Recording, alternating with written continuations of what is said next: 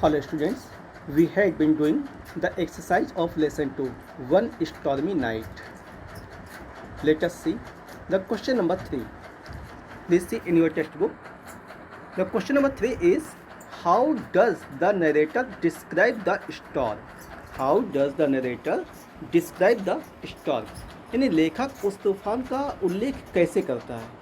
तो इसका बेटा आंसर है, the narrator describes the storm to be a fierce one, यानी बहुत भयानक तूफान था, ठीक ना. He says that it was lightning and thundering, यानी वो बिजली चमक रही थी, ठीक ना, एंड थंडरिंग, और बादलों की गड़गड़ाहट हो रही थी, बादलों की गड़गड़ाहट हो रही थी, बिजली चमक रही थी, विद स्पीडिंग विंड, यानी बहुत तेज हवा चल रही थी, बादल गरज रहा था और बिजली भी चमक रही थी. मतलब कुल मिला के that was a fierce storm, बहुत भयानक तूफान था, ठीक ना. चलो बेटा क्वेश्चन नंबर 4 देखते हैं, किताब में देखिए. Question number 4 is, home did the narrator open the door for, यानी लेखक ने दरवाज़ा किसके लिए खोला था.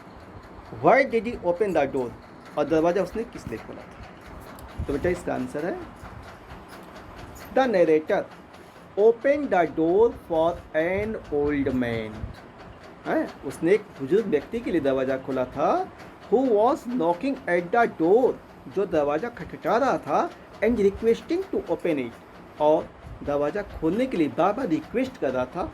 उस बुजुर्ग व्यक्ति के लिए नरेटर ने दरवाज़ा खोला था, ठीक ना. फिर क्वेश्चन है आपका, why did he open the door, दरवाज़ा उसने क्यों खोला.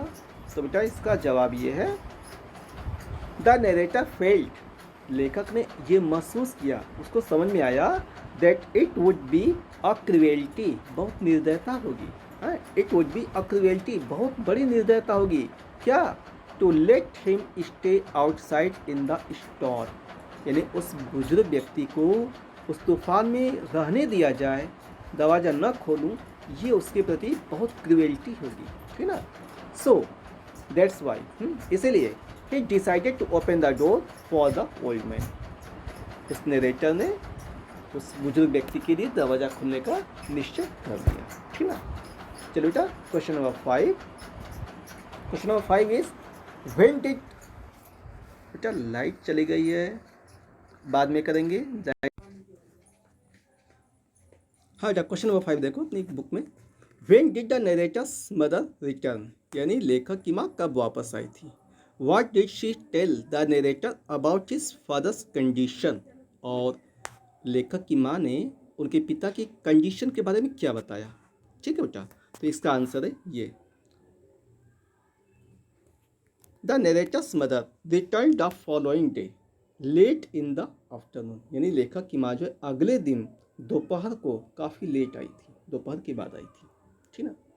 शी टोल्ड द नरेटर, उन्होंने लेखक को बताया क्या, that at first his father's condition had worsened, his father's condition had worsened, यानी उसके पिताजी की तबीयत बहुत बिगड़ गई थी, and they thought, और उन्होंने यही समझ लिया था, that they had lost him, कि अब वो लोग उन्हें खो देंगे, ठीक है.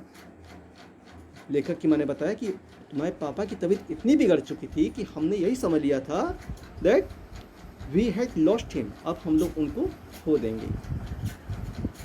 बट सडनली एट मिडनाइट, लेकिन अचानक आधी रात के समय क्या हुआ, he seem to be coming back to life, ऐसा लगा कि उनके अंदर जो है जीवन आ गया, प्राण आ गए हैं, हाँ उनके अंदर ऐसी एक्टिविटीज़ होने लगी, ठीक ना, कुछ न कुछ मूवमेंट होने लगी.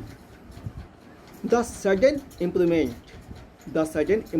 In his health same like a miracle, उनके स्वास्थ्य में जो अचानक इम्प्रूवमेंट हुआ था ना, जो अचानक इम्प्रूवमेंट हुआ था उनके हेल्थ में, it was just like a miracle, ठीक ना, it was just like a miracle, वह किसी चमत्कार से कम नहीं था, ठीक है. तो आज के लिए सिर्फ इतना ही, इसे नोट कर लीजिएगा कापी में, क्वेश्चन किताब से लिख लीजिएगा, ठीक ना, क्वेश्चन किताब से लिखिएगा, आंसर इसमें से उतार लीजिएगा, और इसके बाद की यदि कोई एक्सरसाइज जो भी होगा उसे हम आगे सेंड करेंगे, ठीक है. ठीक है, दैट्स ऑल, थैंक यू।